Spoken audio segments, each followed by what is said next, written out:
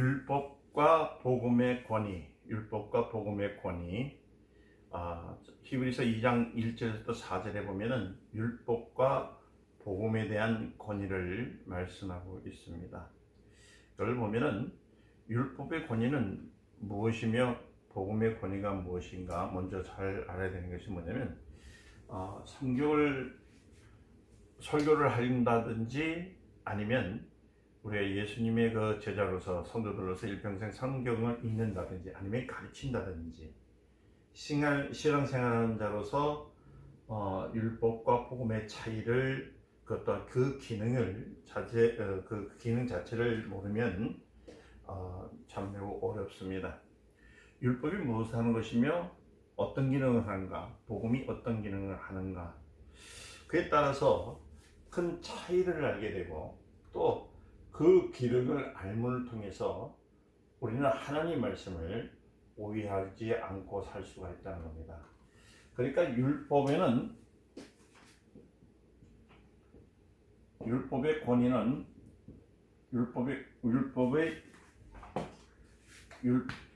율법의 권위는 반드시 뭐냐면 보증하시는 이가 있어야 돼요.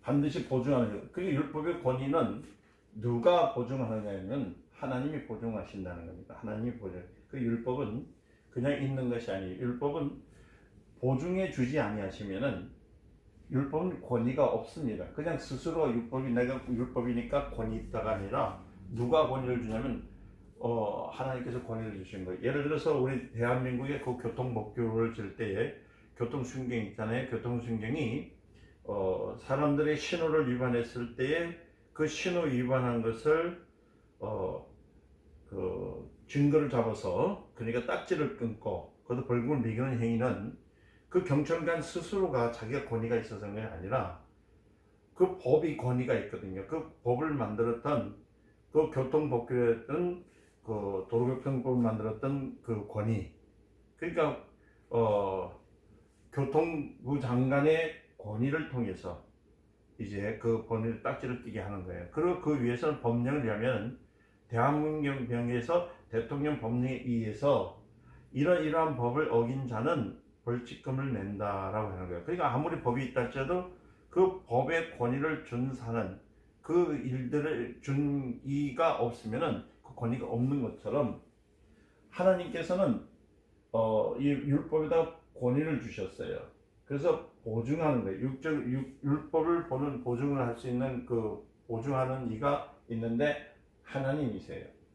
그리고 반드시 우리가 스티커를 끊는 거, 아까 그랬지만 교통신경이 나서 스티커를 끊는다는 것처럼 뭐가 따르냐면 보응이 따릅니다. 보응이 따라요. 보응이 따라요. 보응이 있습니다. 그러니까 율법을 어기면 보응이 따릅니다. 그러니까 이게 히브리서 2장 2절 말씀에 보면 보응에 대한 문제가 나타나는데 볼까요? 천사들로 하신 말씀이 경고하게 되어 모든 범죄함과 순종치 아니함에 공명된 보응을 받는다. 공명된 보응을 받는다는 겁니다. 그리고 무엇으로 율법이 하나님의 말씀인 것을 보증할 수 있는가 하면 바로 하나님의 주신 법을 통해서요. 그러니까 다시 말하면 세상에 많은 법을 두려워하고 존중하는 것은 결국 누구를 위해서요? 나 자신을 위한 것이잖아요. 그렇잖아요? 내가 법규에서 지키지 않고 내 목숨 때문에 나라가 법을 보증해주고 또 법을 어기면은 나라가 이 법들을 심판하는 것처럼 율법이 만일 보증하시는 이가 있지 않거나 보증하시는 이가 율법을 보응하지 아니하신다면은 율법은 유지할 수 있습니까? 없습니까? 없습니다. 그냥 자기 스스로가 나타내서 이게 법이다 해도 누군가가 대통령이라든지 우리나라에서 대통령이라든지 교통부 장관이 보증을 하는 바람에 그 교통법규를 어긴 사람을 벌칙하는 것처럼 예를 들면서는 10계명에 대한 보증이 있습니다. 10계명에 보면은 그렇잖아요. 10계명에 1계명에서부터 4계명까지 하나님께서 법을 주셨잖아요. 지금 돼서. 그 다음에 5계명에서 10계명을 이렇게 법을 만들었어요. 율법을 만들어 주셔가지고 1계명을 정한데서 나 외에 다른 신을 섬기지 말라 했는데 그 다른 상의를 섬겼을 때는 그냥 놨던 것이 아니라 죽일지니 하나님께서 그러시거든요. 우리 성경에 보면 다 그렇거든요. 그 다음에 뭐예요? 내 이름을 망명될 그 인자를 말하는 내 이름을 망명될 하나님의 이름 망명될 자도 그걸 돌로 쳐 죽입니다. 이와 같이 무시무시한 법을 하나님께서 율법을 만들어 놓고 그 율법에 권리를 주는데 이 계명의 법을 주셔서 지켜라. 지키면 너희들의 생명이에요. 하나님의 법을 지키면 너희들은 신적 권위를 지켰기 때문에 하나님으로부터 너는 아무 일이 없다. 그리고 5절 때 이렇게 인간의 인위적인 인간에 대한 법을 더 지켰으니까 너 인간적인 법에서 인간의 세계에서의 그 율법을 어기지 않았기 때문에 너희들은 평강하다. 이렇게 하면서 법을 만들어 주신 거예요. 그러니까 주식계명을 지킨 것도 하나님의 그 법이 보증하셨다는 거잖아요. 그 누가 하나님 보증을 하셨거든요. 그 법에 대해서 어기는 자는 반드시 뭐냐면 돌로 쳐 죽인다든지 그렇잖아요. 아니면 뭐 예를 들어서 도둑질하면은 도둑질하는 가게할 때 남의 7배를 거둔다든지 아니면 사람의 눈을 말이에요 쳐서 사기를 주잖아요. 눈을 빼면 그 눈을 쳐가지고 그 왼쪽 눈을 빼서 너도 왼쪽 눈을 때려가지고 콱 쳐가지고 말이에요 그걸 뺀다든지 이런 무시무시한 법을 이렇게 만들어놨다는 거예요. 율법을 지키는 자는 축복이 아니라 율법을 어기는 자는 보응으로 다시는 거예요. 그러니까 율법을 지켰던 축복이 아니에요. 오늘날 많은 사람들 참 많은데도 율법 우리가 하나님을 사랑합시다. 하나님 믿읍시다 하면 그게 축복인 줄 알고 있어요. 그 축복이 아닙니다. 율법을 지키는 자는 보응이 없습니다. 그러니까 보응은 따르지 않아요. 율법을 지키면 보응은 따르지 않습니다. 그런데요, 뭐냐면 율법을 지키자면 반드시 보응이 따라나요. 그 다음에 복음의 본입니다.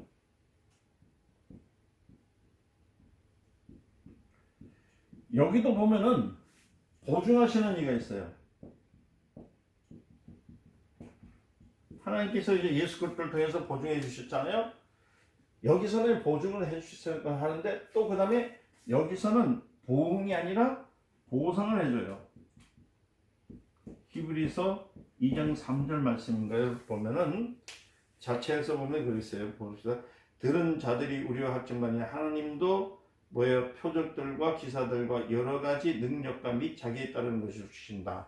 그러니까 하나님께서 뭐냐면 보상이죠. 율법을 지키면 그 자체가 뭐예요? 율법 지금 그 자체가 정상입니다. 그러나 우상을 섬기지 않고 하나님의 이름을 망명되게 일으키지 않는 것은 당연한 겁니다. 만약에 했다면 어떻게 돼요? 교통법규를 지키는 사람에게 간섭하지 않는 것처럼 그러나 교통법규를 어기면 어떻게 당장 딱지를 끊어요. 그런데 지키는 데는 아무 부담이 없지만 법을 어기는 즉시는 진노와 저주가 들어옵니다. 여기는 지키는 봉에는 진노와 저주가 와요. 저주가. 이게 두 가지 옵니다. 그게 율법 무서운 거죠. 바로 그 짓이에요. 이건 진노와 저주가 있어요. 사람들은 권능을 통해서 율법이 얼마나 무섭다는 것을 잘 알고 있습니다. 그렇잖아요. 그러니까 예를 들어서 우리가 말하지만 사형제도라든지 아니면 사형수를 풀어주는 그 무기수로서도 아니라 그 죄가 없다 무죄를 선고할 수 있는 것도 누구한테 법이 있는 것이고 누구의 법을 했어요? 그 권능. 누구의 권능이요? 왕의 임금의 권능, 대통령의 권능을 통해서 나타나는 것처럼 사람을 죽일 수도 있고 사람을 살릴 수도 있고 사람을 죄인으로 해서 가둬있던 사람을 풀어줄 수 있는 그러한 것들이 있으니까 그 율법이라는 것은 어마어마하게 참말로 그냥 무섭다는 것을 잘 알고 있습니다. 천사들로 하신 말씀에 공변된 복을 받았던 것처럼 이 율법은 누가 줬습니까? 천사가 뭐랬죠? 천사가 준 거예요. 천사가 줬어요. 그죠? 그러니까 봉이 따르나요? 율법은 천사를 통해서 왔기 때문에 봉이 바른 수익 따르게 되어 있습니다. 그러니까 천사들이 전한 이 복음을 지키는 자는 평양에 들어가고 지키지 않는 자는 복음을 나타나는 겁니다. 어떻게 딱 이와 같은 겁니다.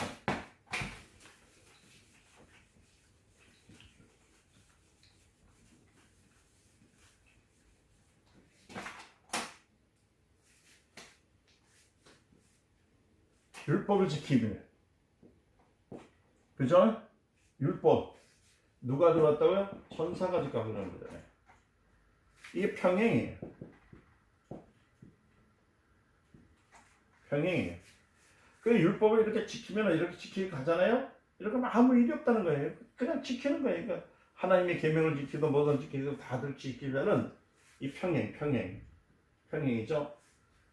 아무 거기 없어요. 그런데 율법은 지키다가 어기게 되면은 바로 보응이 들어옵니다. 보응이 들어오는데 그 뭐라고요? 저주와 진노가 들어와요. 그러니까 이때 구약시대 사람들은 율법을 지키기 위해서 어떻게 해요? 한간에 완전히 막 순종하면서 잘 지키면요 아무 일 없어요. 그냥 무탈하게 들어오는 거예요. 그런데 순종하고 불순종이 딱 돼버리면 반드시 저주가 들어오고 진노가 들어오고. 구약 성경에 보면은 이스라엘 민족들이 말해요. 어떨 땐 430년들, 어떨 땐 75년들 이렇게 막 끌려가요. 그 왜 그러냐면 하나님의 복음을 증거하지 않고 하나님의 복음을 지키지 않고 순종치 않느냐니까 그들이 복음을 받아서 저주로 진노로서 끌려가게 돼 있다는 겁니다. 얼마나 무서운지 말아요.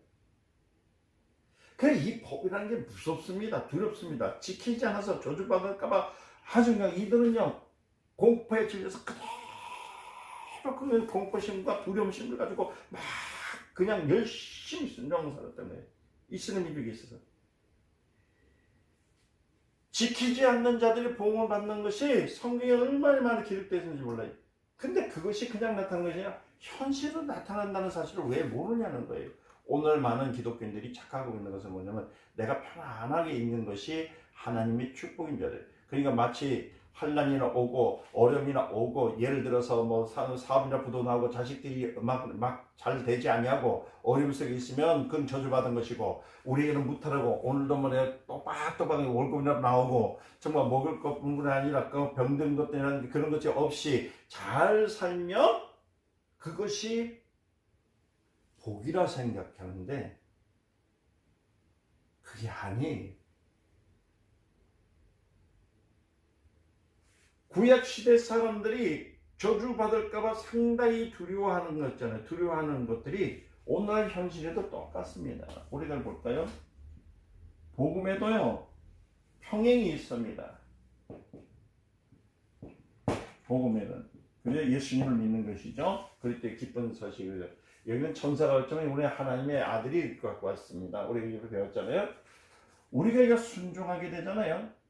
우리는 순종하든 안 순종하든 문제가 아니라 우리는 이 평행을 걷는 것은요 순종에서 다른 건 순종과 평행의 차이가 얼마나 큰지 보세요. 우리는 이 평행이라는 게 들어왔을 때 복음은 평행이 왜 이루어지냐면은 평행이 이루어지는 것은 뭐냐 불순종하기 때문에 오는 겁니다. 불순종하기 때문에 하나님 말씀을 지키지 않기 때문에. 그러니까 현재 있는 사람들이 말이에요. 오늘 많은 사람들이 복음 받으면 하나님 법을 어긴 것이고 복음 받지 않으면 정상적인 신앙생활을 한다고 생각하는데 그건 바로 누구예요? 이 구약시대 때의 생각이 그 안에 있는 거예요. 이건 신약시대 때잖아요. 지금 오늘날 복음. 오늘날의 평행은 뭐예요? 불순종했을 때 평행해요. 여러분 착각하지 마세요. 여러분 우리는 은혜 시대에 있습니다. 하나님의 은혜 안에 있어요. 하나님의 능력 은혜는 그죠? 불순종하든 순종하든 하나님의 자녀입니다. 근데요 우리 하나님께서 오늘 율법이 있을 때는 불순종하면 바로 진노가 들어와서 죽여버리거나 돌로 쳐주고 그랬지만은 지금 오늘날도 우리가 불순종해서 하나님께서 돌로 쳐주기라고 했습니까? 안 했어요. 만약에 그랬다면 대한민국뿐만 전 세계에 주일 성수하는 사람들 다 목숨 다 끊었을 거예요. 하나님께 11조 하는 사람들 목까지 다 끊었을 거예요. 돌로 쳐 죽였을 거예요. 그러니까 성경에 보니까 우리 예수님께서 말씀하시기를 뭐냐면 지나가는 여자를 보더라도 음욕을 품은 자를 했으니까 그것도 돌로 쳐줘야 되는 거예요. 우리는 요새 텔레비전 보면 얼마나 많이 나오는지 몰라. 그렇잖아요. 늘 말씀드리지만 그냥 얼마나 그냥 성형 기술이 잘나는지 그냥 이쁘지 않은 사람들 이쁘게 만드는 기술이 있거든요. 몸매도요.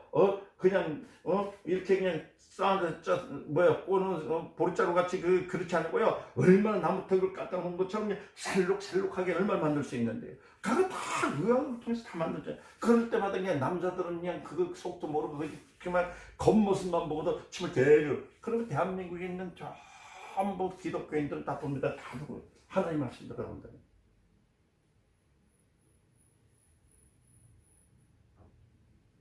불순종했다고 해서 하나님 돌 안 쳤어요. 여러분들 죽이지 않았습니다. 지금도 많은 사람들이 거짓된데 부패된데 또 그 다음에 자기 신앙생활을 얼마나 엉터리로 하고 있습니까? 만약에 하나님의 율법의 잣대를 통해서만 죽인다 한다면 여러분들 다 죽었어요. 지금 다 죽어서 지옥불에 다 들어간 사람들이에요. 그런데 지금 은혜 시대잖아요. 그래서 우리가요 신앙생활 하는데 편안하다 하는 것은 거꾸로만 한다면 불순종하기 때문에 편안한 겁니다. 편안한 거예요. 그런데 우리가 불순종하다가도 하나님 앞에 순종을 딱 하는 순간에 뭐가 나오냐면 보상이 나와요. 보상이. 우리는 여기는 보응하면은 보응이 들어오지만은 우리는 보상이 들어옵니다. 보상이 들어와. 그러니까 복음은 순종하는 자에게는 보상이 따라요. 보상. 그러니까 우리가 순종하면은 그때부터 보상이 따르는데 그 보상이 뭐냐면은 여러분들 성령으로 인해서 뭐가요? 은사가 나타나고 할렐루야. 그죠? 능력과 이적.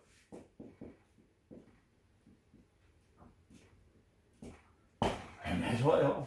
그 다음에 기사와 표적. 이게 나타나는 이거를 우리가 하나님께서 보상을 해주시는 거예요. 보상을 해주는 거예요. 그가 복음을 순종하면 당연히 성령의 은사들을 능력과 기사와 이적들이 우리에게 주어지는 걸 보상으로 주시는 거예요. 그러니까 우리가 한번 생각을 해봅시다. 여러분들 중에서 지금 성령의 은사와 능력과 이적과 기사와 표적이 따르지 않는다면 여러분들은 순종하고 있나요? 불순종? 그래서 다시 말씀드릴게요. 여러분들이 불순종하게 되면 은사가 나타날까? 나타날까? 죽었다 깨다 나타나요.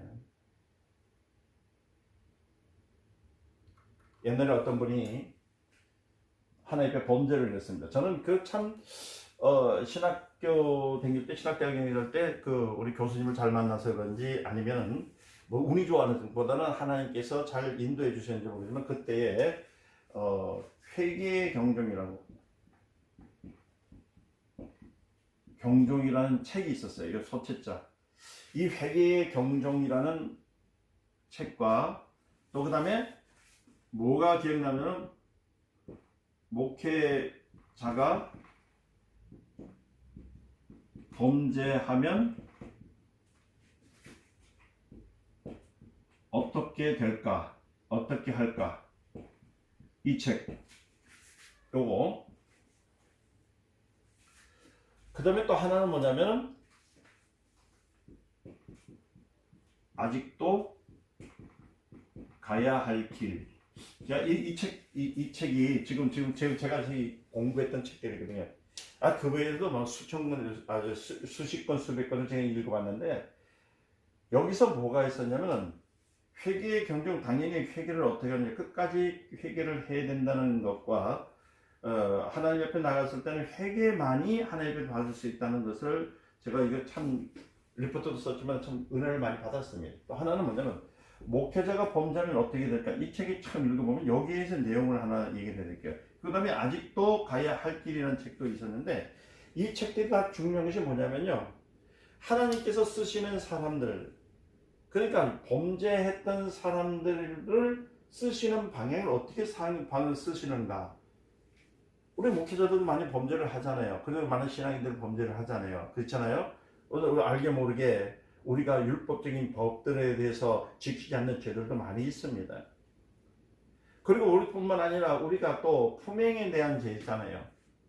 요새는 너무나도 뭡니까 결혼해가지고 이혼하는 사람들이 나오니까 전부 다 이혼을 그냥 밥 먹듯이 하는데요. 참 문제입니다. 목회자들도 보면은 이혼한 사람 또 이혼하는 사람 또 이혼하는 사람들끼리 해서 또 결혼시키고 그것도 그냥 면사포까지 씌워가면서 원래 면사포에서 그 앞에 흰 것을 두 권을 내는 것은 뭐냐면 한 번도 누구요? 사내를 본 사람이 없는 그게 천으로서의 면사포를 쓰는 거죠. 그런데 당연히 그냥 요새는 면사포를 써가지고 와가지고 예식장에 들어가지 않나. 때가 약해서 그런지 이제는 뭐 하나님께서 제일 싫어하는 거 있잖아요. 남자가 남자, 여자가 여자. 그래서 요새는 동성 결혼을 또 막 허락한 사람들 만약에 이렇게 되면 법이 된다면서 무슨 뭐 성소수 뭐 민족 난 말하기도 참 더러운 일들을 많이 해요. 그렇게 결혼하는데 그 사람들을 까는 설교하면 벌금 낸다면서요. 까는 게 아니라 성경에는 분명히 그렇게 율법을 써놨어요. 야든 간에 목회자든 평신도든 죄를 졌을 때 그 다음에 되는 하나님의 은혜가 뭔가 할 때 반드시 말해요. 반드시 내가 회개했다 할지라도 반드시 하나님의 은사와 능력과 이적과 기사 표적이 사라져요. 여러분 그거 아세요? 왜 한때는 잘 나갔던 목회자들이 정말로 난다긴 됐던 사람들이 어느 순간에 바람과 함께 사라지냐면요. 하나님의 은사와 능력과 이적과 기사가 사라지는 이유는 범죄했기 때문에. 그건 내가 회개했는데도 아니에요. 회개했을 땐 목숨만 살려줄게 하는 것처럼 내가 목숨만 살려줄게 하는 것처럼 그 직분 목사는 목사로서 집사는 집사로서 권사는 권사로서 장로는 장로로서의 그 직분은 수행하게 하기는 하는데 다시 말하면 일은 하게 하는데 거기에 따르는 은사의 능력과 이적과 기사 표적은 제거되는 거예요. 그것이 어디 나냐면 목회자가 범죄하면 어떻게 될까? 참 잘 읽었어요. 참 중요한 거예요. 그래서 어떤 그 목사님이 어떤 여자 문제를 해가지고 문제가 생겼을 때 제가 권면을 했습니다. 그 사람들 뭐 한때는 죄송한 얘기지만은 날아가는 새도 떨어뜨릴 정도라고 뭐 그냥 뭐 설교하다가 자기 그러니까 다른 사람들 얘기 들어보면 뭐 벼락부기가 붙어가지고 떨어지지도 않는다네요. 오리하면 오리하고 깨끗하고 댕기고 이런데요. 막 하여튼 여러 가지 희한한 의사를 많이 했대. 그런데 거기서 범죄를 했다 어떤 여인을 그러니까 어떤 여자를 취해버리는 거예요. 그러니까 난리가 난 거예요. 그런데 자기는 회개했기 때문에 하나님께서 다시 은사를 주신다고 생각했는데 착각입니다. 안 줍니다. 하나님께서는 기다리고 보시는데 절대로 은사와 능력과 이적과 기사의 표적은 안 보여줘요. 그냥 말씀만 증거하는 하나님의 복음을 증거하는 그리고 복음의 나팔로서의 그냥 설교만 하는 사람으로서만 끝나지 그 이상의 은사를 안 주는 겁니다. 그리고 아직도 가야 할 길을 참 이거는 참 읽어보면서 많이 제가 은혜를 많이 받았는데요. 우리가 가는 것은 다 끝이 아닙니다. 아직도 가야 돼요. 하나님 나라에까지 가야 되는 그런 일들에서 뭐 더 여러 가지 많이 있지만 제가 뭐 배운 것 중에서 참 지금도 제 생각, 제 마음속에 지금 30년이 넘었지만은 신학 공부할 때에 배웠을 때 잊어먹지 않은 것, 늘 내 마음속에 늘 다짐을 하는 이유가 뭐냐면 하나님의 은사와 능력과 이적과 기적이 떠나지 않게 하기 위해서. 이 말이 누구한테 있었냐면 다윗이라는 사람이 있었어요. 다윗은요 바세바라는 그 여인을 강화하고요 그 우레아라는 사람을 죽였잖아요.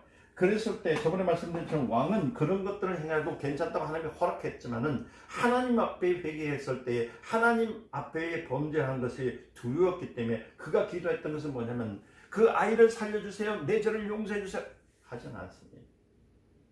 다시 뭐라 하냐면 하나님의 성령을 내게서 떠나지 말게 하옵소서. 성령이 떠나면 다윗이 아무리 왕이라 할지라도 뭐가요? 껍데기만 왕이 되는 거예요. 능력 있는 왕이 되기 때문에 여러 나라에서 짓밟음을 받고 그 다음에 죽을 수밖에 없다는 거예요. 그래서 그런 말하기를 하나님이여 성령을 떠나지 말게 없어서 은사와 능력과 이적과 기사 표적이 주님의 은혜가 주님의 능력이 주님의 성공이 이루어지게 하옵소서라고 기도하고 들어갔던 겁니다. 이게 지금 제가 얘기를 간증을 통해서 얘기하는 겁니다. 다시 말씀드리면 보상이 달라요. 그러니까 오늘날 많은 성도들이 착각하면 안 됩니다. 왜냐면요, 우리는 뭐 때문에 하나님 보상을 받으려고 해야 돼요. 내가 사는 삶에서 은사가 나타나야 됩니다. 은사는 왜요? 자랑하기 위해서요? 아닙니다. 자랑하면 큰일 납니다. 은사는 믿지 아니하는 자들, 그리고 신앙이 연약한 자들을 위해서 우리 사용돼야 됩니다. 능력과 이적이 있어야 됩니다. 능력은 뭡니까? 하나님의 나타나심입니다. 흔적이 있어야 돼요. 이적은 뭡니까? 우리 주님께서 말씀하시니까 이적과 기술과 표적이 늘 나타나요. 그래서 교회는 하나님의 은사와 능력과 이적과 기술과 표적이 돼요. 목회자뿐만 아니라 성도를 펴서 이루어요. 그래서 정말 편안한 교회, 정말 축복된 교회는 보상을 받은 자들이 모이는 교회라는 거예요. 다시 말씀드리지만은 복음을 순종하면 평행을 걷는 거예요. 복음을 그저 걷는 거 똑같아요. 불순종하면 복음은 불순종하면은 평행을 걷는 거 똑같단 말이에요. 평행을 걷는 거예요. 율법을 순종하면은 어떻게 해요? 순종하게 되면 아무 이상 없어요. 그냥 그대로 사면 돼. 그래 너 잘 됐다 막.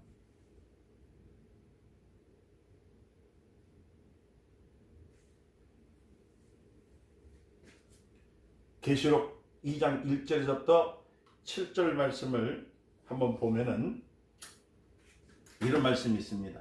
에베소 교회의 사자들에게 편지하기를 오른손에 7뼈를 붙잡고 7 금축대를 사이에 다니시는 이가 가라사대 내가 내 행위와 수고와 내 인내를 알고 또 악한 자들을 용납지 아니한 것과 자칭 사도를 하되 아닌 자들을 시험하여 그 거짓된 것을 내가 드러낸 것과 또 내가 참고 내 이름을 위하여 견디고 게으르지 아니한 것을 아노라. 그러나 너를 책망할 것이 있나니 너의 처음 사랑을 버렸노라. 그러므로 어디서 떨어졌는가를 생각하고 회개하고 회개하라. 어디서 회개하고 처음 행위를 가지라. 만일 그러지 아니하고 회개치 아니하면 내가 네게 임하여 내 촛대를 옮기리라. 오직 네게 이것이 있으니 내가 니골라당의 행위를 미워하는도다. 나도 이것을 미워하노라. 귀 있는 자는 성령이 교회들에게 하신 말씀을 들을지어다. 이기는 그에게는 내가 하나님의 낙원에 있는 생명나무의 거즙을 주어 먹게 하리라. 과거와 같이 기쁨이 행하는 것을 칭찬하셨다는 거예요. 그러니까 복음을 들었으니까 어떻게 돼요? 흘러내리지 말란 말이에요. 불순종하지 마세요. 순종하라는 얘기예요. 하나님 말씀 순종해서 능력 있는 삶, 이적 있는 삶, 기적 있는 삶을 살아가는 거예요. 여러분들은 여기서 흘러내려갈까 조심하라 라는 표현이 어떤 표현인지 아십니까? 다른 표현이 아닌 거예요. 다시 말씀드리면 이 건반지를 꼈는데 이 건반지를 끼고 여러분 비닐줄을 가지고 세수를 하잖아요. 하다가 여러분 요새 세면대 요새 나온 데서 보면은 그게 잘못돼가지고 그 고속으로 또 빠져버렸단 말이에요. 그게 빠져버리면서 요새 건 이렇게 UV적이기 때문에 옛날에는 같으면 우리 집 같은 경우도 있지만은 직선으로 해서 바로 밖으로 나가게 되어 있는 것들이 많잖아요. 거기서 쓰다가 만약 건반지로 빠져버리면 찾을 수 있을 것 같아요. 암만 손가락을 이어도 암만 껴서 난 이미 그 중간에 바뀌었든지 아니면 멀리 나갔다는 거예요.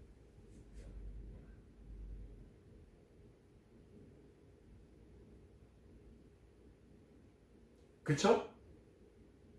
뭐가 그래요 또.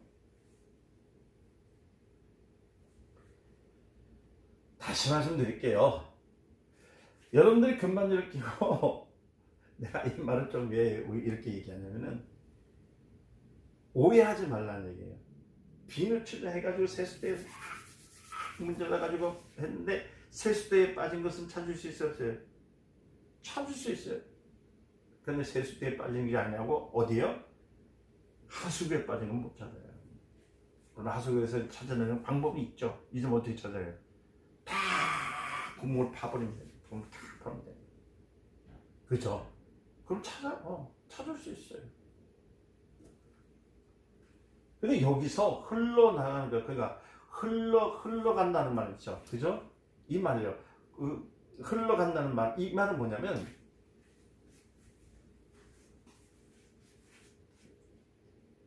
이 부두예요, 부두. 부두에, 요만 배가 있어요. 돛담 배가 이렇게 배가 있단 말이에요. 나룻배 같은 배. 이 나룻배에다가 배가 못 도망가도록 멀리 못 가도록 어떻게 해요? 끈을 이렇게 묶어 놓잖아요. 이렇게 묶어 놔요. 이렇게 묶어 놔가지고 있는데 이 묶어 놓은 배가 풍랑이 막 내려와가지고 막 바람이 불고 막 태풍이 막 친다라도 묶여 있으면은 이 배는 흘러나갈까요? 안 나갈까요? 안 가거든요. 그런데 예를 들어서 이 묶여놨던 배가 바람이 불면서 풀려버렸어요. 이 끈이 풀려버리면 이 배는 떠나가면 영영 돌아올 수 없다는 얘기예요.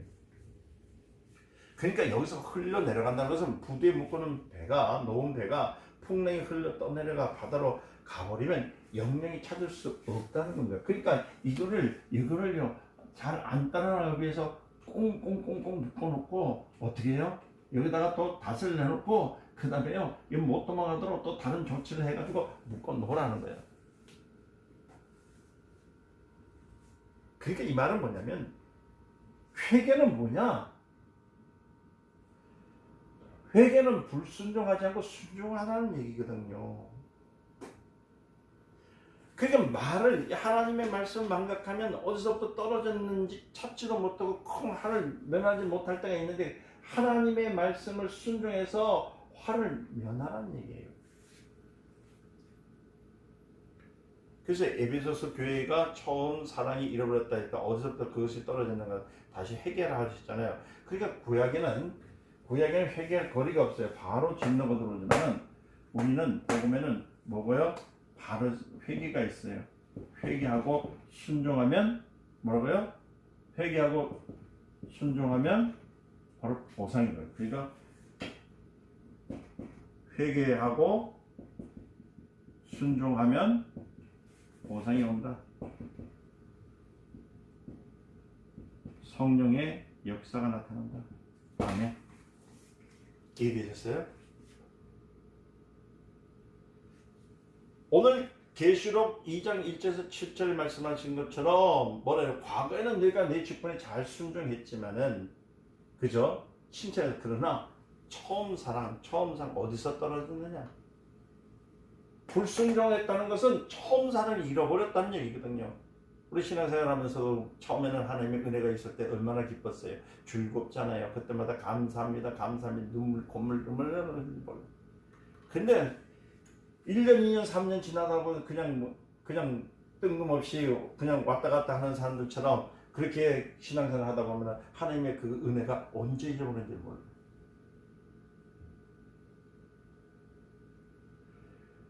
그냥 자기가 믿는 것이 잘 되는 줄 알아요. 오늘 눈앞에서 보이는 대로 자기 직분을 지키면, 그러니까 교회에 와서 장로로서 목사로서 자기가 하는 일들을 어저께도 했던 거 오늘도 했던 거 그냥 내일도 똑같이 하면은 그것이 복인 줄 알고 있어요. 그것이 잘하는 줄 알고 있어요. 그런데 오늘 계시록에서 보니까 그렇지 않았잖아요. 처음 사랑은 뭐예요?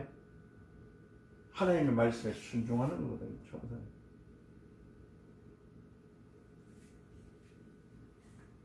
그냥 자기 신앙 그냥 그대로 잘 유지하면 잘 되는 줄 알고 있어요.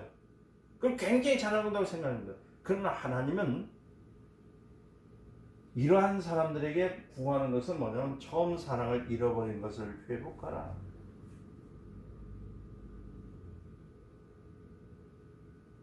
현재 참고 부전을 하고 다 잘한 것에도 불구하고 주님은 뭐라고 해요? 촛대를 옮겨버린다 하잖아요.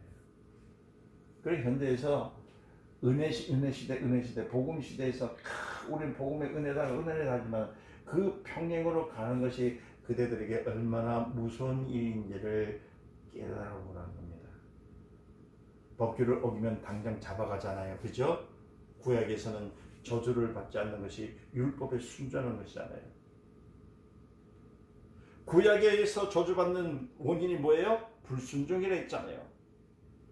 신약에 와서도 이를 적용해서 아무 일들이 없으면 어떻게 해요? 순종하고 있다고 생각하는데 그것이 바로 불순종이에요. 그 불순종은 뭐예요? 작은 하나님 무관심이라는 거예요. 하나님에 대한 무관심.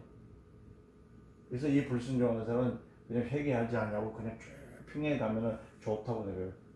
여러분 회개하시기 위해서는 축원드립니다. 혹시 어저께나 오늘이나 동일하게 같은 길을 갖고 계신다면 빨리 길을 거시기를 바랍니다. 하나님은 평행하는 자를 좋아하지 않습니다. 어떤 자를 좋아하신다고요? 순종하는 자. 하나님을 불순종하고 대적하고 욕해도 기도하지 않아도 저주는 받지 않습니다. 그렇죠? 저주는 받지 않아요. 복음 시대는 믿지 않는 자체가 이미 심판을 받은 것이지 않습니까? 이미 예수를 믿지 않는 그 자체가 심판을 받은 거예요. 주님 오시는 날 형편이 임하셨어요. 예수 안 믿는 자가 저 더 잘 되고 더 축복받는다고 생각하는데요. 안 그래요. 예수 믿는 사람은 하나님께 순종하는 순간 모든 이적이 따르기 때문에 얼마나 큰 은혜를 한다고 합니다. 과거에는 순종하는 자가 평행을 걸었으나 율법이 끝난 지금 복음 시대는 불순종하는 자가 평행을 걸어요. 꼭 기억하시기 바랍니다. 꼭 기억하시기. 복음에 순종하게 되면 뭐라고요? 하나님의 능력과 이적과 기적이 나타나요. 이것이 나타나지 않으면 다시 말씀드리면 은사와 능력과 이적과 기사 이것이 나타나지 않으면 곧 불순종입니다. 곧 불순종입니다.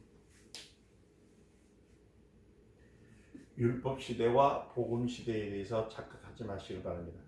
아무 탈이 없는 것이 자기가 건전한 것을 생각해서 무엇이 일어나면 말이야 막 이단이라 생각하고, 예를 들어 성도가 말이야 기도를 하다가 방을 터지면 그건 이단이라 하고 뭐 꿈에서 사람이 보이는 것뿐만 아니라 뭐 희한한 것이 보인다면 이단을 생각하고 막 자기는 안 보인다고.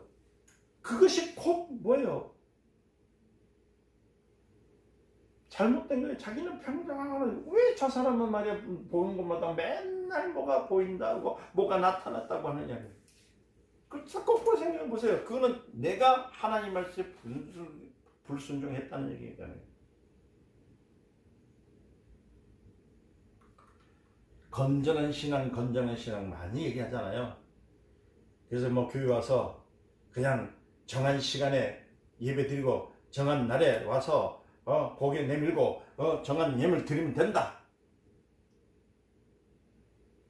그리고 교회 나와서 못하게 있지 아니하고 막 그냥 불쑥불쑥 대들지 않으면 된다. 그냥 무예무덕하면 된다. 또 그다음 평신도가 기도 많이 해가 능력 받으면 목사가 되냐, 목사잖아 이단이 된다고 막 그냥 네가 기도 많이 하면서 목사가 될 거야? 그러지 아니면은 너는 이단이 될 거니 뭘 어떻게 할 거야? 막 얘기하는 사람들 얼마나 많은데. 기도하지 않는 거, 방언하지 못하고 이적 나타나지 않냐고, 그렇죠? 은사 없고 그런 사람은 건전한 사람들 생각해요. 그것이 뭐예요? 불순종이 자기가 평행하게 가는 거죠. 불순종이기도 하는 거예요.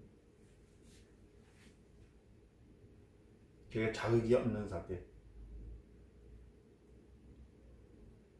쉽게 말해서 성도들을 노골적으로 멍청하게 만들면은 그게 건전한 교단이에요. 그게 건전한 신앙이라고 생각해요. 그러니까 성도들이요 30년을 믿었다 해도 성경에 대해서 뭐 300독을 했다 해도 성경에 대해서 잘 모르니까 매일 그냥 자기도 모르게 들짐을 지고 자기도 모르게 무거운 뜰병을 지고 그 고난 속에 살아가는 사람들 얼마나 많냔 말이에요. 그래서 성경에 보니까 천사들로 하신 말씀도 공정된 복을 받았는데 큰 복음을 받는 사람이 잘 분별하고 떠내려가야 되는데 어떻게 떠내려가지 않다고 해란 말이야. 분별해서 떠내려가지 말란 말이야. 큰 복음을 받는 사람들이 아우 답답해 내가 지금.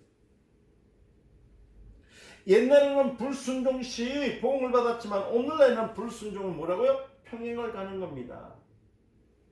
이 평행을 가면은 마지막 날에 주님이 오셔서 형벌하시는 거예요. 형벌하셔요. 이게 무섭다는 겁니다. 그래서 로마서 8장 1절에서 2절에 보시면 그러므로 이제 그리스도 예수 안에 있는 자에게는 결코 정죄함이 없나니 이는 그리스도 예수 안에 있는 생명의 성령의 법이 죄와 사망의 법에 너를 해방이라. 할렐루야. 율법은 사망의 법입니다. 율법은 무슨 법이요? 사망의 법입니다. 죽이는 거예요. 그죠? 복음은 뭐예요? 복음은 생명의 법입니다. 생명의 법이에요. 생명의 법. 생명의 법이에요. 생명의 법이에요. 생명의 법. 볼펜이 여기 있어야지. 율법은 사망의 법이고 복음은 생명의 법입니다. 그렇잖아요. 결코 정령이 없다. 그래서 서로 권능이 있어요. 권능이. 율법의 권능은 생명이요. 율법의 권능은 사망이요. 그죠? 복음의 권능은 생명이니라. 할렐루야. 그러니까 우리는 복음으로 생명을 얻었기 때문에 순종해서 성령의 은사를 통해서 살아야지 돼요. 그러니까 결코 정잠이 없는 사람으로 우리는 하나님 옆에 있을 때 정정당당 나갈 수 있는 사람들로 되는 겁니다. 할렐루야. 믿으십니까? 이거 잘 기억하셔야 돼요. 잘 기억하셔야 돼요.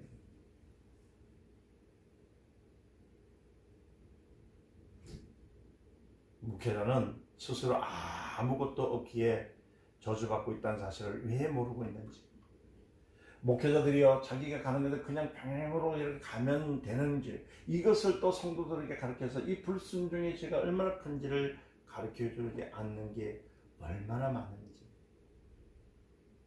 스스로가 저주를 받고 있는지 모르고 있다는 거예요. 사도 바울은요 12명의 성도를 놓고도 열심히 성도했잖아요. 설교했어요. 성도가 적더라도요 실망하지 않았어요. 저도 보세요. 저희 교회 뭐 성도가 많습니까? 그렇지 않아요. 어떤 분은 그래요. 목사님이 영리 얘기하면 진짜 뭐 몇백 명, 2,000명이 됩니까? 아니요. 우리는 늘 전 얘기하지만 예수님도 12명 그 아래입니다. 얘기합니다. 부흥회에 가면요 사람들이 자꾸만 숫자를 자꾸 막 많을 것 적고 많으면 막 관심을 갖습니다. 막 그래가지고 아유 목사님 부흥회를 하는데요 우리가 요번에 사람들이 적습니다. 아이 조금 넣었대. 일단 자기 앞에 있는 성도에게 하나님 말씀을 온전히 먹이지 못하면 그거 안 됩니다.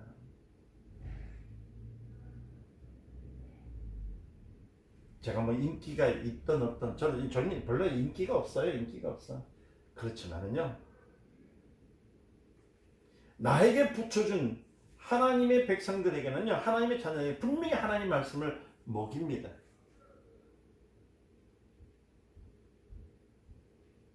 근데 뭐 우리 교회 오지 않는 사람은 어떡할 거예요?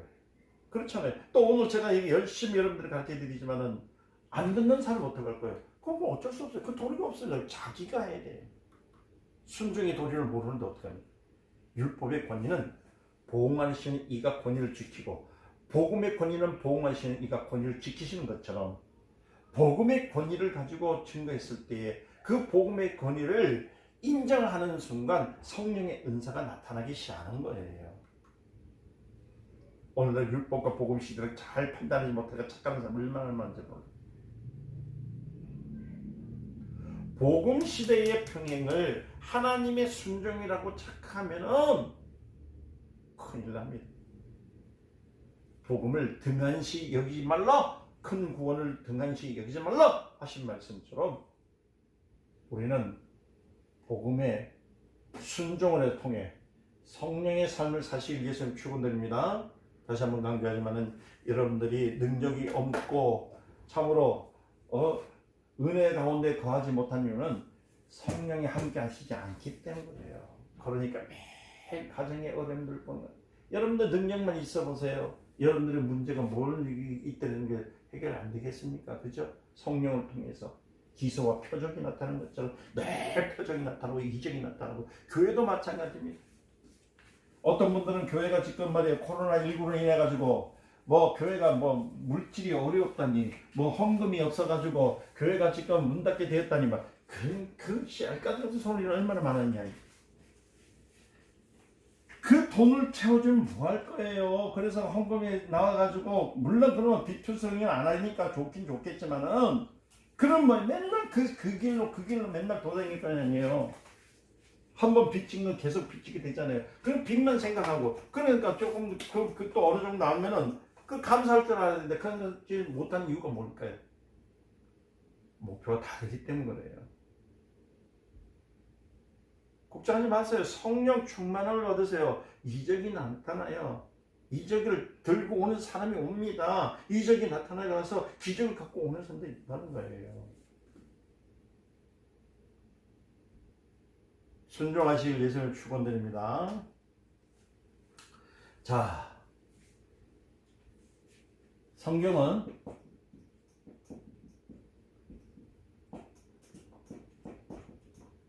한 폭이 그림과 같다. 뭐라고요? 자, 봅시다. 다시 말하면 예수 그리스도를 그린 그림과 같다. 자, 이게 성경이에요. 저 그림을 보면 어떻게 나타나느냐? 성경을 여러분 참 많이 어렵게 생각을 해요. 이런 도화지에다가 이제 캠퍼스에다가 이제 그림을 그려요. 화가 그릴 때 이게 산을 그립니다. 이렇게 산을 이렇게 철정 삼진을 그리고 이렇게 산을 그리잖아요. 그리고 여기다가 태양을 이렇게 그립니다. 그리고 여기에 구름을 이렇게 그려요.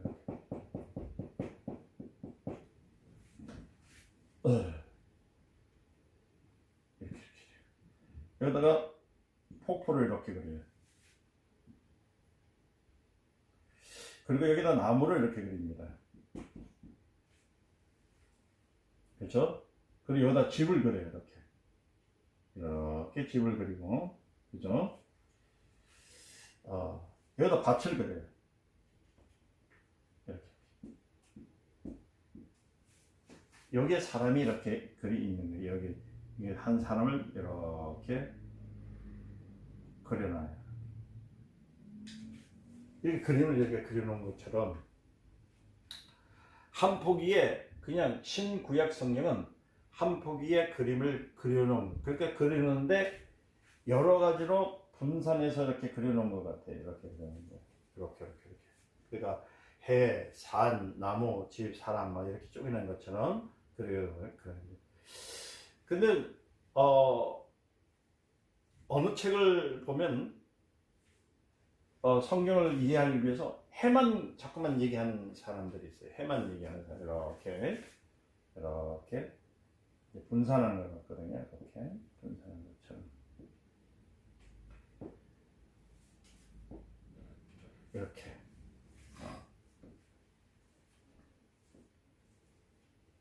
분산했어요.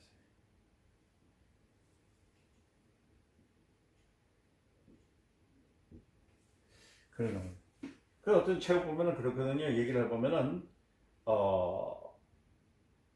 어디에는 뭐 상봉으로 있고 나무가 있고 집망이 있는 것 같이 보입니다. 그 66권 성경 66권 그것을 한 권 그러니까 한 권을 이렇게 따져보면 의미가 너무 어려워요. 그러니까 창세기만 봐도 어려워요. 그리고 우리가 레위기만 봐도 어렵게 되고 사사기를 봐도 어려웠던 이유가 왜냐면은 그 분산을 해서 보다 보니까 성경의 뜻을 다 이해를 하지 못하는 겁니다. 그러니까 따로따로 이렇게 전체적으로 보면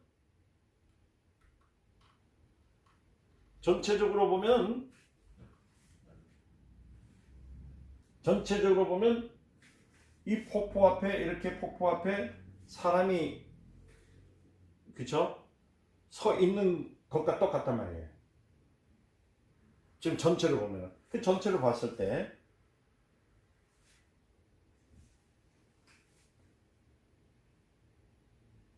이해되시는가 모르겠다. 그러니까 복음서는 뭐냐면 이 사람이 있다면 요 예수 그리스도거든요. 예수 그리스도. 복음서라는 것은 딱 예수님에 대해서 요거를 말하는 거거든요. 예수님에 대해서.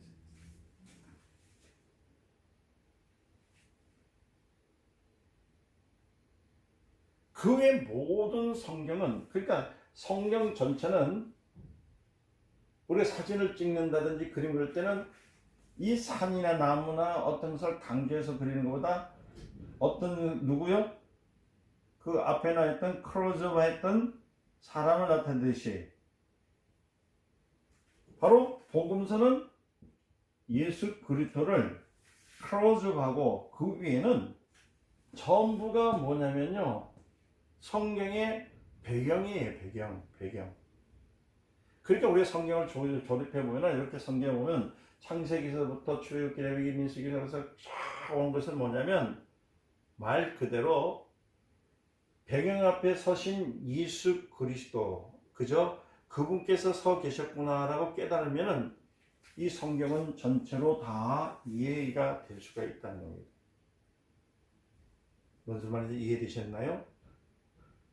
그러니까요, 구약에 보면은 전쟁 이야기도 있지 않습니까? 또 뭐 누구를 죽이고 어떤 사람에서 승리했고 7바퀴 반을 해가지고 돌 때 하나님께서 손을 고리를 쳐라 하니까 소리를 확 침을 떠서 그냥 크게 이전에 승리했다가 조그마한 성인자로 약보다가 패배했다가 그런 전쟁 얘기도 나오고, 또 성경에 보면요, 며느리와 시아버지 사이에서 그 거기가 성경에서요 보니까 시아버지하고 며느리 사이에 뭐가 나와요? 임신의 그 애가 나잖아요. 뿐만 아니라 누구요? 노아의 노아가 아니고 누가 롯의 롯과 그 딸들이 관계해가지고 나와가지고 엉뚱하게 보면 전부 성경을 뜯어보면 뭐 이거는 맨날 범죄한 얘기, 이건 보면은 싸운 얘기, 이건 보면은 맨날 뭐예요? 음란한 얘기, 음탄한 얘기, 뭐 희한한 것들이 얼마나 많은지. 그러니까 어떤 분들은 자꾸 성경을 가지고 귀 걸면 귀걸이, 코에 걸면 코걸이라고 말을 하는 거예요. 그러니까 예를 들어서 전쟁 얘기는 전쟁에서 승리한 얘기가 하나님께서 여호와께서 이기했기 때문에 우리는 이기시는 하나님을 믿습니다 하고 아멘 하면 그렇게 되는 거예요. 조금 음란한 마음을 갖는 사람은 그렇잖아요. 솔로몬이 뭐 1000명의 그 부인이 있었다면서요. 3000명인가요? 뭐 1000명인가 모르겠는데 뭐 많이. 그래서 이럴 때 철없는 사람들 그럴 거예요. 아이고 나도 솔로몬 같은 부가 되면 부인이 1000명인데, 여러분 1000명 되면 죽어요.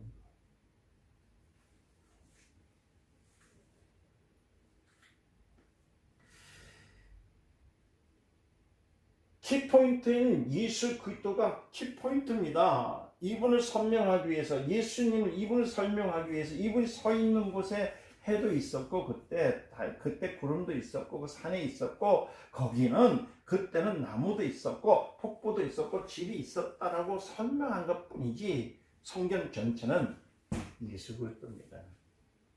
그래서 신학교 다니는 사람들이 할 때 모형 그러잖아요. 여러분 참 오해될 말입니다. 여러분 다윗은 예수의 모형이 아닙니다. 자꾸만 그러지 성경을 보면서 아이고 요셉도 그랬는데 요셉도 예수님의 모형이라고 그래요. 아니에요. 전부 다 모세도 그 요셉도 누구예요? 예수님의 증인입니다. 그게 성경적으로 생각하면 자꾸 모형이요. 우리 뭐 성경도 여러분들 성막도 예수님의 모형 아닌데, 예수님의 모형은 말 그대로 뭡니까? 그 자체가 성막은 모형으로 서는 건 있지만 사람들은 증인으로서 나타나는 거예요. 다시 말씀드릴게요. 신약 성경은 예수 그리스도로서 크로즈비 딱 된 거예요. 줌으로 딱 만드는 거예요. 여러분 구약시대 때 구약 성경에 아가서 나오잖아요. 아가서에 대한 문제가 나오지요.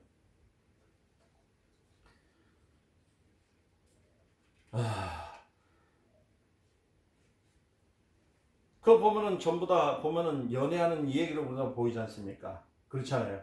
근데 그 많은 책이 있는데 왜 아가서가 성경에 포함이 되느냐 했을 때, 자기의 사랑하는 사람도 예수 그리스도보다 더 사랑할 수 없다는 것을 증거하는 거거든요. 그러니까 마지막에 하나님을 나타낸 형용사 하나가 있을 뿐인데 그게 뭐냐면 사랑이거든. 그 형용사 하나 때문에 아가서는 러브 책이라고 얘기해요. 어떤 목사님이 강의할 때 아가서는 러브 한 책이라고 얘기해요. 그럼 어때요? 사랑이기 때문에. 그래서 부부간의 사랑을 잘 맺으려면 아가서를 많이 읽어야 된다고. 딱 이런 철없는 소리를 또 하더라고요. 그것도 결혼식 했을 때 줄에서는 그 줄에다가 그렇게 했단 말이에요. 참 엉터리도 그런 엉터리겠네. 거기는 딱 하나 형용사라서 사랑의 하나님에 대한 표현을 딱딱하게 있어요. 그러니까 많은 책이 있는 가운데서 왜 아가서가 성경에 포함되어 있느냐 했을 때 자기의 사랑하는 사람, 그러니까 다시 말하면은 내가 제일 사랑하고 제일 아끼는 사람일지라도 예수 그리스도보다도 더 사랑할 수 없다는 것을 얘기한 게 아가서예요. 그래 아가서는 사랑의 극치, 사랑의 극치는 누구예요? 하나님이라는 거예요. 예수님. 이렇게 사랑하는 사랑도 누구예요? 예수가 이 아가서에서 들어오신다면 예수를 사랑했다는 얘기 아니에요. 해 아래서의 최고의 사랑보다도 예수를 더 사랑하는 것이 더 낫지 않느냐. 그래서 아가서에서 이리 오너라 저리 가라라 할 때 그 표현들이 얼마나 묘사할 때 짜릿짜릿하게 나옵니까? 그렇잖아요. 예수님에 대한 게. 그래서 여러분들 성경을 볼 때 정말 제발 좀 인위적으로 인간적으로 자기 생각대로 보지 마시길 위해서는 축원입니다. 그래서 베드로서에 보니까 그렇잖아요. 성경은 뭐예요? 사사로이 풀지 말라 했던 것처럼 사사로이라는 것은 뭐냐면 자기 생각도 풀지 말라는 거예요. 그 성경을 여러분 외우지 마세요. 구절을 외우려고 하지 마세요. 여러분들이 성경을 읽을 때 줄을 치면서 몇십 년을 읽어 지날 때요. 그때 읽을 때 그 고종강림이라는 생기고 수로강림이라고 하는데 그게 다 밑줄 친 거 있잖아요. 그거에서 떠나지는 않습니다. 계속 발전될 수가 없어요. 여러분 집을 지으려면 어떻게 돼요? 집을 지으려면 집터를 이렇게 닦아야 되죠? 이렇게 다 반드시 만들어야 되잖아요. 그죠? 반드시 만들어 놓고 사는 것처럼 여러분들은요 성경을 이렇게 반드시 이렇게 만들어 놔야 펴놓고 읽으세요. 그대로 집터 위에 세운 것처럼 해서 거기에 나타난 구약 시대 때의 일들 모든 것들을 보시라는 얘기예요. 아까 그림을 그린 것처럼 똑같이 보시고 거기 볼 때 받는 누구 때문에요? 예수 그리스도를 크로즈하면서 구약에 된 것을 보고 신약에 된 것을 맞이했을 때에 성경을 다 알 수가 있다는 겁니다. 다시 말하면 성경을 읽으면은 여러분 아시잖아요. 종이쪽지를 볼 때나 아니면 담요를 한쪽만 당겨도 어떻게 다 끌려오지 않습니까? 이불을 우리 자다 보면은 그런 일 있잖아요. 이불을 덮고 있는데 말이에요. 아무리 내가 자갖고 있더라도 그 자다가 발버둥 치면서 발가락으로 탁 당기면요. 쫙 당겨서 내가 갖고 있던 거 서로 다 뺏기는 것처럼 그렇게 탁 당겨. 그게 성경을 읽을 때 한 가만 읽으면 쫙 당겨도 쭉 나와야 돼. 구약을 읽을 때도 예수 그리스도를 통해서 쭉 나와야 돼. 이건 이 사실이, 이건 이 사실, 이 사실로 그렇게 되는 거예요.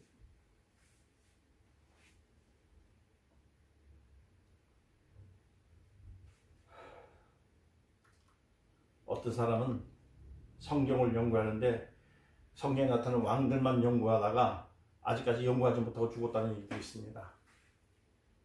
또 어떤 사람은 가인의 부인을 연구하다가 죽었다는 사람들. 이거 다 어리석은 일이에요. 뭘 그런 걸 연구해요. 성경은 예수에 대한 증거입니다.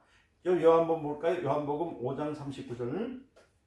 너희가 성경의 영생을 얻는 줄 생각하고 성경을 상고하니와 이 성경이 곧 내게 대하여 증거하는 것이로다. 그렇죠? 누구에 대한 거죠? 예수님에 대해서 증거하는 거예요. 다른 필요 없어요.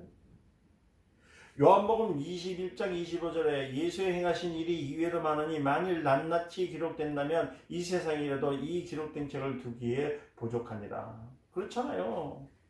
예수님이 하셨던 일들 또 성경에 나타낸 예를 구약시대 때 있는 사람들도 그냥 거기서 역사적으로 나타난 사람들 그 특별한 한 사람들만 세워서 그렇지 그 위에 주변에 엑스트라들에 대해서 그 사람들이 기록했다고 칩시다. 얼마나 구약만 해도요. 여러분들 그 성경 한번 읽으려면 여러분들은 아파트에 10층 빌딩이 있어도 못해요.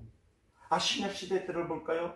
예수님에 대한 관한 얘기했을 때 예수님이 3년 때 공생에 있을 때 그때 얼마나 많은 사람이 생겼어요. 5,000명이 됐어요. 어린아이와 여자들을 빼고 5,000명이다. 그 다 증인이잖아요. 그 사람들이 일일이 다 성경을 썼다 하면은 다 증인이잖아요. 딱 본 사람들이 그것도 다 기록했다면 세상에 두기에 부족하다는 거예요. 성경은 가장이 아니에요. 말 그대로 노아의 홍수 때 물에 빠져 죽은 사람들이 각각 당시의 일들을 전체로 기록했다고 봅시다. 그때 그랬다면 얼마만큼 됩니까? 또 출애굽에서 했던 당시의 그 정황을 기록했다고 보면 어떡할까요? 이거 말도 못하는 거죠. 성경은 가장이 아닙니다. 사실이에요. 어떤 사람 성경을 못 믿기 때문에. 성경을 못 믿는 게 아니고 네가 안 믿으려고 애를 쓰는 거죠. 요한복음 20장 31절에서 31절에 예수께서 제자들 앞에서 이 책이 기록되지 아니한 다른 표적들도 많이 행하시니 오직 이것을 기록하면 너희로 예수께서 하나님의 아들 그리스도이심을 믿게 하려 하시며 또 너희로 믿고 그 이름을 힘입어 생명을 얻게 하렵니다.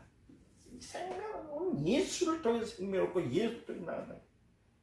다른 표적도 많지만 성경에 기록된 것은 그 이름으로 힘입어 생명을 얻게 한다는 거예요. 본 일도 많잖아요. 많은 사람이 봤잖아요. 행할 일도 많잖아요. 성경이 설득이 얼마나 많은지는 몰라. 성경을 예수를 나타내서 그를 믿어 구원과 생명을 얻게 하기 위해 쓰여졌다고 하는 거예요. 그걸 믿으라는 거예요. 많은 책을 쓸 필요 없는 것은 그 쓴 것은 가지고도 충분히 쓴 것 가지고 66권 그저 1189년 가지고도 충분히 예수를 설명할 수 있고 구원을 설명할 수 있고 그렇잖아요. 하나님의 역사를 설명할 수 있다는 거예요. 그러니까 여기 배경이 많은 것은 누굴 이해시키기 위해서요? 예수를 이해시키기 위해서 필요한 겁니다. 예수를 설명하기 위해서 필요한 거예요. 인류가 하나님의 원수가 되어서 죽게 되었는데 예수님께서 우리를 위해서 구원하여 주셨다는 것을 그저 보내주셨다는 것을 믿는 거예요. 설명하는 배경입니다. 성경은 예수를 말합니다.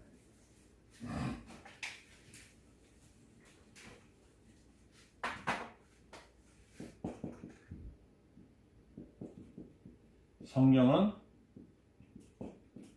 예수를 말한다. 이게 깊은 거예요. 성경은요 예수를 말하지 다른 사람 얘기 안 씁니다. 다시 말하자면 구약은요 뭐냐면 예수를 찾는 뭐예요? 예수를 찾는 집과 같아요. 집의 주소와 같아요.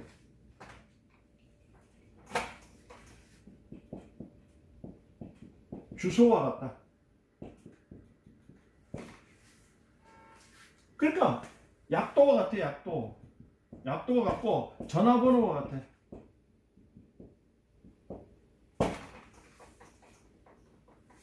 집을 찾으면 이것들 필요 있습니까 없습니까? 필요 없잖아요. 집을 찾는 데서. 아니 세상에서 자기 집을 집 약도를 들고 다니는 사람이 있습니까 없습니까? 없다는 거예요. 객지에서 열심히 그러니까 예를 들어서 군대 갔던 아이가 집을 왔는데 누나 내 집이 없어. 그렇잖아요. 집이 없는 그럼 못 찾는 거. 아이고 야야 미안하다. 네가 군대 가 있는 걸 내가 깜빡 잊고 내가 너한테 가르쳐주지 못했어. 그러니까 내가 약도를 보내주고 내가 주소를 보내주고 내가 약도를 보내주고 요새 같으면 뭐예요? 핸드폰에 찍으면 나오잖아요. 전화번호에서 탁 끊는 것처럼 내비게이션을 보내줄 테니까 찍고 찾아와. 그럼 찾아오면 그거 보고 찾아오면 되잖아요. 그렇지. 근데 그것이 아이고 우리 집 약도야. 이거 우리 집 주소야. 이거 계속 갖고 있는 사람은 그런 어리석은 사람이 어디 있냐는 거예요.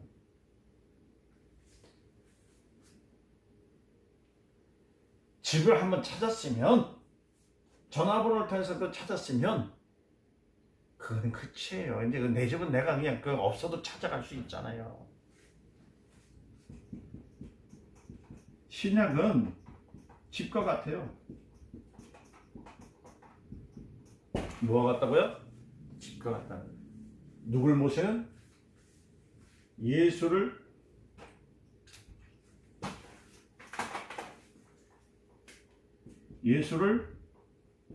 모신 집과 같아요. 모신.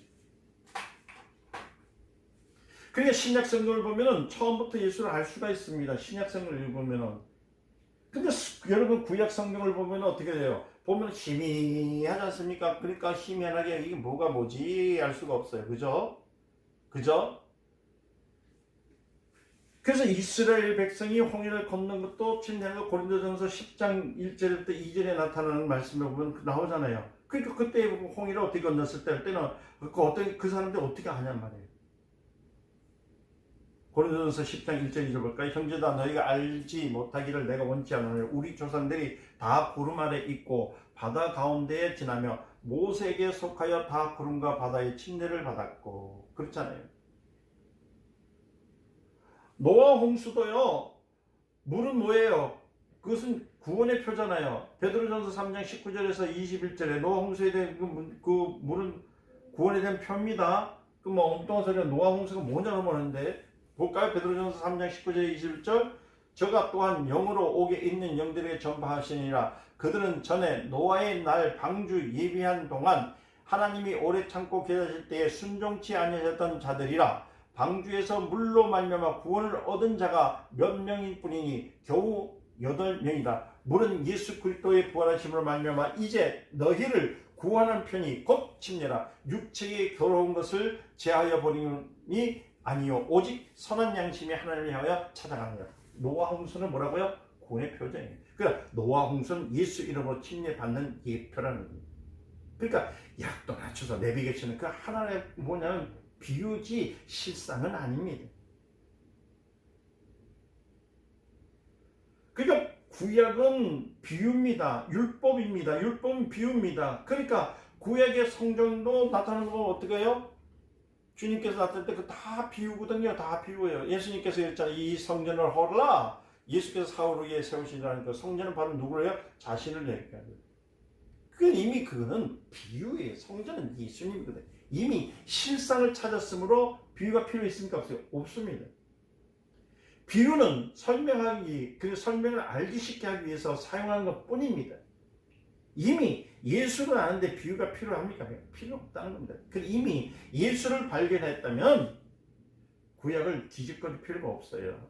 솔직한 얘기로. 아직 예수를 발견하지 못한 사람은 구약의 율법과 선지자의 전화번호와 약도를 통해서 찾아내는 것처럼 찾아야 되는 거야. 그러나 이미 찾은 사람은 필요 있습니까? 없어요? 없다는 거예요. 예수를 알았다면 다시 약도를 제대로 알 수가 있는 것처럼 우리는 예수를 알아야 되는 겁니다. 우리는 구약이 아닌 예수로부터 시작해서 그 다음에 구약을 확인할 수 있는 그런 은혜가 지금 제가 여러분 가르치는 성경에 그런 거예요. 그래서 여러분들 성경을 처음부터 창세기부터 읽으려고 하지 마세요. 너무 힘들어요.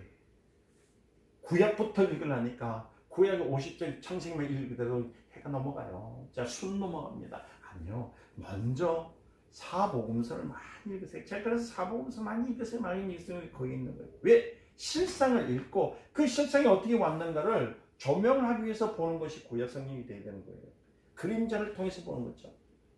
할렐루야. 요한복음 1장 17절 율법은 모세를 말미암아 주신 것이요 은혜와 진리는 누구요?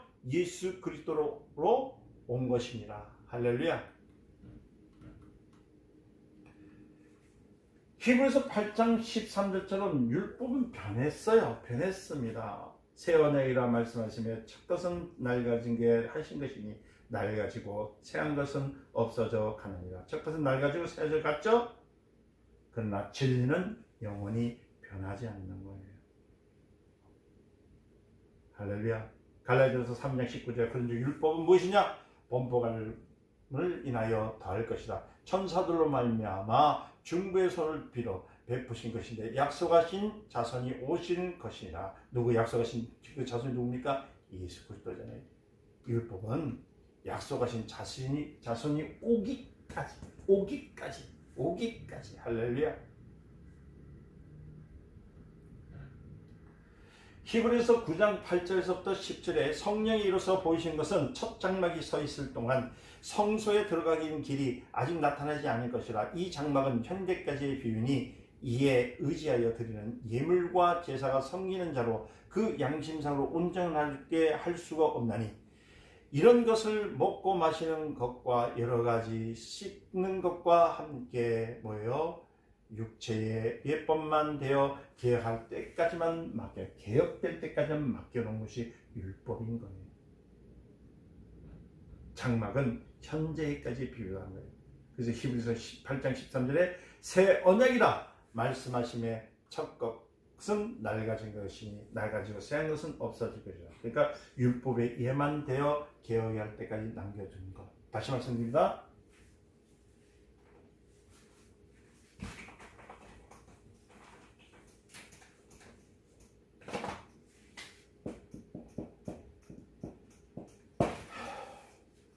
진리는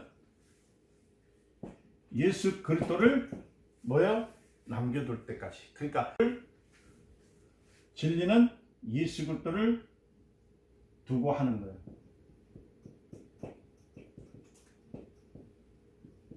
그러니까 진리란 진리가 너희를 자유케 하리라. 진리는 예수 그리스도를 말하는 거예요.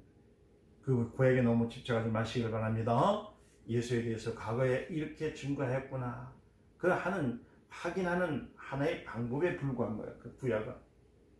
그리고 거기에 얽매이지 마시고 진리를 알지니 진리가 너희를 자유케 하리라는 것처럼 예수를 아시기를 이 주의 이름으로 축원합니다. 성경 66권 1189권이랄지라도 장일지라도 예수를 알기 위해서 다 엑스트라라는 사실을 깨닫시고 오늘부터 신구약 성경 중에서 신약 성경 그 중에서도 사복음서를 많이 예수를 아는 데 전념하셔야 합니다.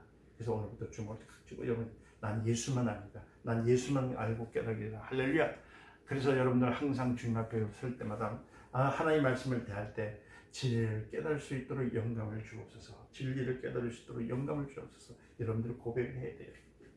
그래서요 그 진리가 내 안에 들어와서 정말 예수의 삶이 내 안에 예수의 그 아는 것이 나에 들어와서 영감이 되어서 성령을 통해 참으로 모든 하나님의 그 이적과 능력을 행하시는 저와 여러분들이시기를 예수님을 축원드립니다. 그래서 여러분 꼭 주님 앞에 함께 늘 하나님의 영을 통해 강건하시기를 주의 이름으로 축원드립니다. 기도하겠습니다. 걸어가신 하나님 아버지 감사합니다. 주의 뜻 가운데 평강 가운데 은혜를 주시니 은혜 놀라운 역사를 감사드립니다. 오늘도 귀한 생명의 말씀이 저들에게 그대로 들어가게 하옵소서. 예수님의 이름으로 기도드리옵나이다. 아멘.